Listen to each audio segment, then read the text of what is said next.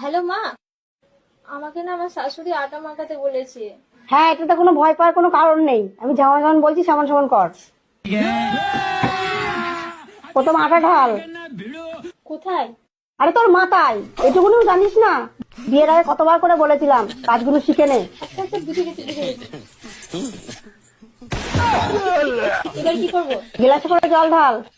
কোথায়? रुको जरा ওই আটায়। सबर करो।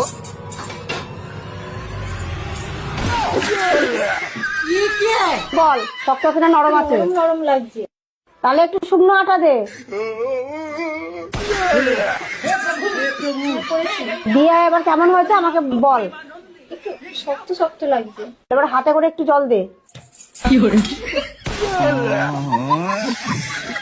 ভালো করে মাখিয়ে আমাকে ফটো তুলে পাঠা।